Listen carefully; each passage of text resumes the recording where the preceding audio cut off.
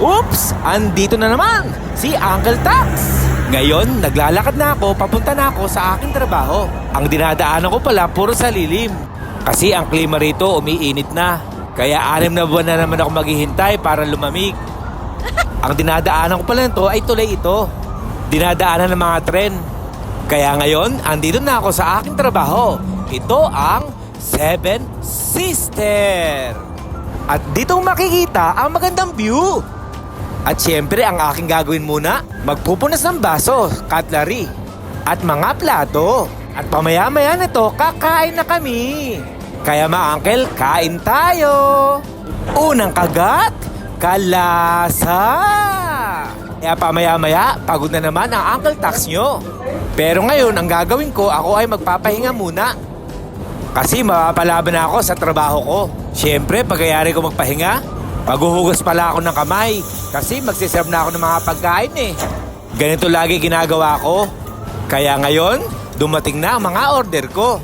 Pagod na naman si Uncle Tax, pero ayos lang, at least may sweldo.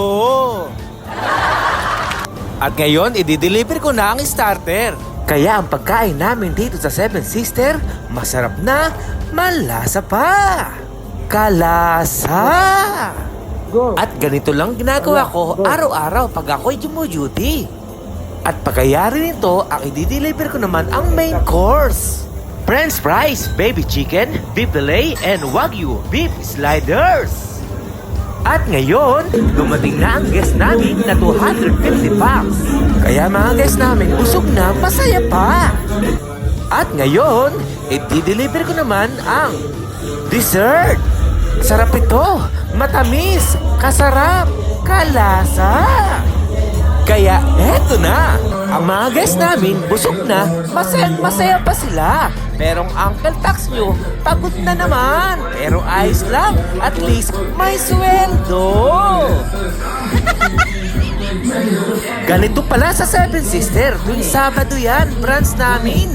Kaya mga kabayan, tara na, dito lamang yan sa Seven Sister, sa Dubai. Kaya mga ka-uncle, hanggang dito na lang. Ingat!